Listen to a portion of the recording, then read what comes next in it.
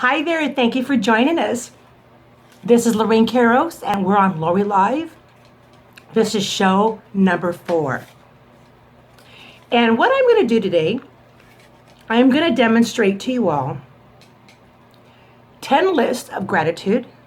I'm going to also show you 5 ways that I do love vibes. The reason why I want to be able to do this is that I'm here to motivate and inspire all women out there. It's a mission of mine to set an example and also develop an emotional legacy for my daughters. I love you, Tara. I love you, Natalie. And I love you, Valerie.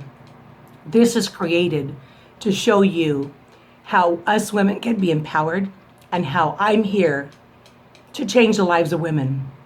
But it's really because of you girls that I'm doing this. I'm leaving you an emotional legacy to carry on to your children's children's children. I want you to be the best person that you can possibly be. I want you to also inspire and motivate other women. That is my goal. My other goal is to the women that watch my show and are part of my audience, I want you to go to bed with a smile on your face and a huge amount of abundance gratitude when you wake up. That is my goal. I want us all to go out there and change the lives of women, to motivate and inspire, but also to let's make a dent in society. Let's change the old patterns that have not been able to allow us to be the person that we should really be. That's my goal. So we're going to go ahead and do the love vibes. We're going to go ahead and do the five love vibes, the 10 gratitude lists, and we're going to discuss today vision and dreams. Yes, why do we need vision and dreams? After that, we're going to close, and we'll close it up at that time. But let's start off with my list of 10 so I can demonstrate to you how you can share your list with yourself. Number 1, I ate today. I was able to get some food, masticate and chew my food and swallow it. There's people who cannot swallow their food because they either had a stroke, they can't swallow water, or they need to have a feeding tube because they're so ill and everything's been compromised that now they're dependent on a feeding tube. So I'm grateful to God that I'm able to chew my food. Number 2, I woke up. I woke up today. Period. Plain simple. I woke up, gave my gratitude, and now I can go and create and develop to be the person that I want to be for my family, for myself, number 1. And I'm here to change the world. Number 3, I'm grateful to God in heaven and also grateful that in Southern California, I have a car that has air conditioning. I have a home that has air conditioning. And I also have an office that has air conditioning. Without that, I don't know how I would be. I'm grateful. We're taking that for granted again. We're grateful. I'm grateful for that. Number 4, I'm grateful that my car runs really good. We have cars at our house, and we have some of our cars go to one mechanic by the name of Mac. A shout out to you, Max Auto. He is an honest and a great auto mechanic. If you have a Honda, if you have a Ford, if you have a Lexus, he's awesome, wonderful man. And I want to also give a shout out to Henry's Auto Repair. They handle my Mercedes. And I'm telling you, they're honest. It's a family run company. And prices are really good, especially when you have a car like mine. You're like, how much is this going to cost now? How much is this? But you know what? It's not as bad as it is. And I'm really grateful to them. And my car runs. Thank you. My car runs. Number 5, I saw my father today. I don't need to go have a big dinner, a formal meeting to meet my dad and have a suit and go see him. I see him whenever he comes by my house. My dad is a cancer survivor. He's alive and well. And I'm grateful, excuse me, because my throat, and I'm able to see him today. I'm grateful for that. Thank you, Dad. And I love you, Dad. You are one man that has never, ever let us go without. You love my children so much. And I'm just so grateful that you are part of my life and my kids and my granddaughter get to see you and get to know you and are able to be around you. Thank you, Dad. Number 6, woohoo, I'm so happy for this one, yes. My blood sugar is between 70 and 110. For me, that is awesome. I'm not on blood sugar medications. I'm not on insulin. I am so happy. I am not worried every time I check my sugars that I'm going to have to give insulin. I'm off of that, girls. I'm off of that. I'm so excited.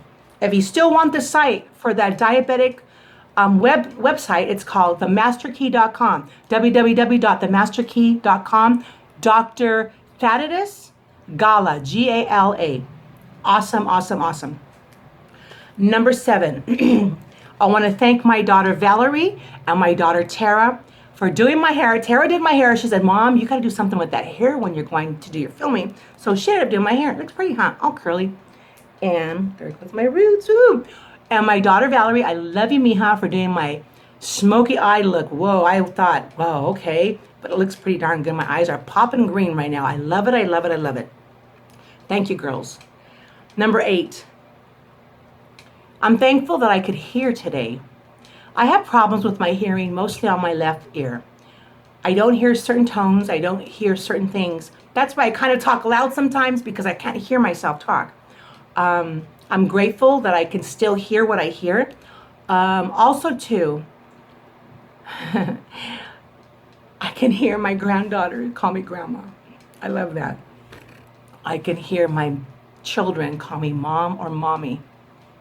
And I love to hear when my husband says my name. There's something about a man that you love that says your name. I don't know what it is, but I can hear that. And I can hear laughter. I love hearing laughter. It makes me feel so good inside. It changes who I am. I feel so happy when I hear other people laughing and enjoying themselves. And I love hearing a baby laugh. Oh, that's just incredible. I'm glad that I get to hear these wonderful tones. Thank you. Number 9, I'm grateful that I can smell. That's kind of odd, but picture this. Somebody putting a hamburger patty on top of the grill. You can smell that. The feeling of that smell. The onions that go on top. Oh, I love that. You flip the hamburger over. Oh, that aroma is incredible. Thank you for I have the ability to smell. But most of all, when I smell coffee in the morning, every morning my husband percolates his coffee. There I am. He gets up, doesn't even talk, goes straight to the coffee machine, turns it on, and I can smell that coffee. When I was a young girl, my grandfather used to make coffee every morning. And when I would wake up in the morning at their house, I would smell that coffee. So when my husband makes his coffee every morning, I feel my grandfather right there by me. I love you, Grandpa Frank, and I miss you so much. I wish you can see my family. I wish you can be in my house. But I know that you're around me. But when I smell coffee every morning, I think of you. Thank you for that. Number 10, I'm thankful for my tree in my front yard. Hello, why? It is the most biggest tree. The roots are enormous and so powerful. There's so many leaves. It gives my house shade. When I'm outside, sitting under the tree, it's so great. When you sit under the tree, it's so cool. You feel the wind. The leaves carry the wind. It feels like spirits around you. And then I have hanging chimes on my tree. So when the wind comes, oh, I can feel like I'm closer to God or something. It feels like I'm close to something. It's beautiful. When I'm not by any kind of tree or any plant life, I don't feel some oxygen. I don't feel the air. But when I'm under my tree, oh my gosh, it's so beautiful. It's calming and it's life. That is my 10 gratitude list. My 5 vibes of love that I'm going to share with you. I want you to get this. We don't have to do everything according to one person or a group of people, but there's other things that you can do. I'm sending 5 vibes of love. Number 1, I'm sending vibes of love to people who criticize me. I've been out in public for many years.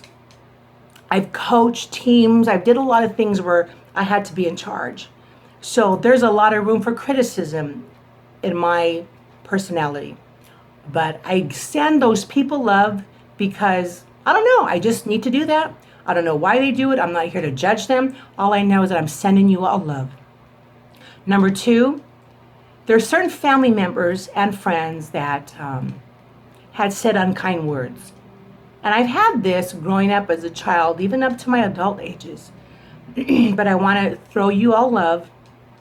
I don't know what's going on. I'm not here to judge you either, but I send all of you love. And may you have peace in your life, and may you always have love, and that you can share that love. Number 3, I want to send out love to a lady in the market Ralph's. I was in Ralph's walking in. I know everybody there, the deli guy, the cashier, but there was a lady with a basket coming my way, and I was going the opposite way. I always greet people no matter where I'm at in the store or no matter what. And I said, "Hello, ma'am." She looked at me, looked up and down at me, and just turned her head. Okay. I really didn't get into it because I saw somebody from my street at the same aisle that I was at. We started talking. But after I left, I thought, this lady didn't even say hi to me. You know what? That's not my problem. That's not my business. I'm sending you love, lady with the gray shirt and the pretty earrings and the cute little haircut. I send you love. I don't know if I represent something that hurt you in the past or I represent something that you don't like. That's okay. I'm not here to judge. I wish you well, and I hope that you have peace as well. Number 4, this really touched me. I went to go put gas in, and by the lobby area of the food court was the most handsomest young man. He must have been in his 20s, with eyes blue like the sea, brown curly hair, dirty hands, dirty nails, dirty pants, run-down shoes. I asked him, I said, "Son, did you eat today?" And he says, "Yes, ma'am." He still said, "Ma'am." But I slipped him a $20, and I said to him, "I wish you well. I wish you to be peaceful, and I hope that you're safe." "Oh, ma'am, I have a place to sleep tonight." I said, you're somebody's son, and somebody loved you before, and I'm just showing my love to you. But as I walked away with tears in my eye, God, that killed me, because that's somebody's boy out there. Somebody gave birth to him. That's somebody's boy. I sent him so much love and well wishes because I want him to have the best. That is somebody's son. Somebody gave him birth. It just kills me. But anyways, I send him love. Number 5, another twist to this story here. I'm sending greedy people love. This last week and a half, I've been around greedy people, around 3. It's weird. I said, why is this happening? But I sat with them and I learned a lesson. I learned to pick up cues, how to pick things up, how to feel people's energy. If they're honest, do they have good integrity? Are they greedy? I mean, there's things I'm picking up, and I picked up some things, but I'm still sending you love vibes, because no matter what's going on, you're still a person that has great quality and worth, but you're greedy. I'm sending you love. Maybe love can help you. I don't know. Send you warm wishes. So that's what I normally do. I send my 10 gratitude list out there because I'm thankful. Thank you. I'm so happy. And also I'm sending love out because I want, even the people that hurt me, I want to send you love. I never thought I would do this. If I was doing this maybe the last 5 to 10 years ago, I would have been, are you crazy? Screw them. But no, it's different now. And I love it because you feel better. You feel empowered. You feel like you're in control, and there's peace and harmony that goes into your head. Okay, now we're going to go with visions and dreams. Why do I need my vision and dreams? Well, I need my vision and dreams because it makes me feel alive. I'm alive and I want to live, and I'm living, looking forward and getting into my vision and dreams. So when I want to get into that place of getting to my vision and dreams, and I'm going to tell you why. When you do that, you go to a quiet place, it's just you, and you're able to close your eyes, and you can go into a place where nothing can be tapped. There's no barriers. It's you and your mind creating. It's creating something that you love and you're passionate about, and that you're able to be who you want to be in this vision and dream. And I usually do this by inviting all 5 of my senses to be a part of my vision and dream. Let me demonstrate to you how I've done that. I didn't know that I was doing this even as young as 7 years old. I'm going to tell you about 3 types of events that I had vision and dreams, and they came true. I swear they came through. Let me tell you about the time when I was in the 2nd grade. I was sitting in my class. I'll never forget this. I was raised by nuns, and it was very strict. But I remember sitting in my desk, and the windows, since I was the tallest one, I'm always in the back of the room. I'm always the tall ones. And we had some access to outside, and we can see the trees, we can see the streets and all that. And I remember sitting there with my hand like this, looking up outside at the window and dreaming. And this is what I dreamt. There was a talent show that was coming up in our school. And I remember I was like 7 or 8 years old. I must have been 2nd or 3rd grade. It was Sister Euphazine's class. Lordy, Lordy, you had to be on cue with that lady. She was a wonderful lady. She would take us to the beach, and she would let us go in the water, and she would go in with her habit. She was really cool. Anyways, I remember looking out the window, and I saw myself being asked from one of my friends to be a part of the talent show. And at that time, Elton John was really big, and the Crocodile Rock was the song of the year. Anyways, I was so excited that I wanted to be a part of that. And I'm sitting there in class, loving what I'm thinking about it. And all of a sudden, I can see myself with my outfit being bright and pink and shiny, and the big glasses, and the Crocodile Rock song was loud. And I felt the emotion of, I can see from one of my senses, the crowd laughing. I felt excited. I can hear the crowd clapping. I could hear the music going. Those are my senses taking over. Sure enough, a week later, I was asked by my friend Sandy to be a part of their group to do the Crocodile Rock. Oh my God, I even had a say on what colors that we would be wearing. It was pink and shiny. So what I dreamt at that time at 7 years old happened to me a week later, because I put it out there. And I would still visualize that constantly. And I loved that. I was a part of that group, and I'll never forget being on stage, dancing in front of everybody, and loving it exactly the way I wanted. And Crocodile Rock, I loved it. Thank you, Elton John. There was another time where I needed to use my vision and dreams. I had my first daughter at 19. I was a single mom in nursing school. I remember when I was getting closer to my graduation, I always visualized myself walking up to my graduation steps, getting on top of the step, and looking at the teacher that was going to pin me. Let me let you know something about nursing school. It's not easy. The teachers there, your career of education lies in their hands. I had one teacher who just gave me such a hard time. And I remember you telling me, lady, that I don't know how we're going to get Lorraine to become a nurse. I was a cocktail waitress working at the Quiet Cannon Fridays, Saturdays, and Sunday nights, and I used to do really well.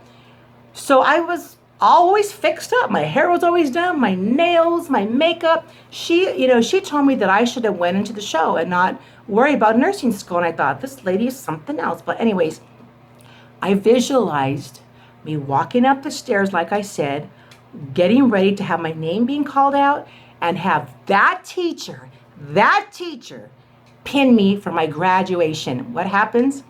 And I also wanted to see my daughter in the audience clapping for me. Oh, I remember studying all night.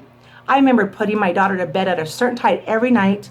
I would have 7, 8 books lined up because I had to reference out for everything that I was trying to study for. So I would stop and go, God, is this worth it or what? But I would visualize myself of graduating, and the joy that I would feel standing on that stage, graduating with a woman pinning me and watching my daughter clap for me. Sure enough, on the day of graduation, I walked up a stage that had carpet stairways. I walked across with my name being said, and that teacher pinning me. I was ready to say something to her. I was early 20s then. I said no. I said, thank you for pinning me. And you know what she told me? I knew that I was going to make a nurse out of you. I'm sorry for thinking what I thought. I kept thinking, oh my God. But anyways, thank you too. And what did I see? I saw my daughter clapping, go mommy, go mommy. She must have been 5. That vision and dreams. When you're not worried, when you're feeling like you're challenged. I was in nursing school, I'm tired. I kept visualizing it. I had that as a dream. I kept thinking about that, and it happened. It happened. The next thing that I'm gonna talk to you about, excuse me, this was eerie, but it happened. I needed to get a new car. I wanted to give my Lexus to my daughter, Natalie, because her car was older and it wasn't running well. So I put it out there that I wanted to have a new car. I knew that I wanted something that fit my personality. I wanted a sports car. I wanted a name on it. I just wanted to look cute driving it. I wanted it to be where it had, where I could take the roof off. So I remember driving in downtown LA, doing some of my field work. And I'm in my Lexus at the time with my hands on the steering wheel, and I could feel my hands touching the steering wheel, but it wasn't the Lexus. I visualized myself touching the steering wheel to my Mercedes. It was black interior, and I could hear horns honking. I could hear that. I could feel the actual steering wheel. So these are my senses coming out. When you go into a visual state or to a dream state, you get your senses involved so you can feel, taste, and touch this. I even saw a peanut vendor guy they were like doing something with nuts. They were smoking them or something, and I could smell it. That smelled really good. But this is what I had in my head. This was in my dreams. Sure enough, a week later, this is incredible. This was eerie, but it was incredible. I was able to have a friend come and meet me. Lorraine, I have a car that you want to see. Okay, we took a drive. What's a black Mercedes? It had a sunroof. It wasn't a sunroof, it had the top come down. Black inside, black outside. She says, Lorraine, would you like to have this car? And I said, I would love to have this car. And how much is it? Whatever. I didn't think that they were ready to sell that car. I thought maybe in a month or 2 or whatever. They came the next day, her and her boyfriend. The boyfriend gave me the keys, told me how much the price was. If you need to write me a check or write me several checks, go right ahead. It's your call. That car came to me. I put it out there. That car came to me. That was eerie, but that was incredible because my passion of my visions and dreams came to life. So what you want wants you. What you want wants you. Anyways, to make a long story short, that's my story. Thank you for coming by. Visions and dreams, they're incredible. I look forward and seeing you guys again on August 25th on my launching day. This is Lori Live, Lorraine Caros. Good night. May you never be the same.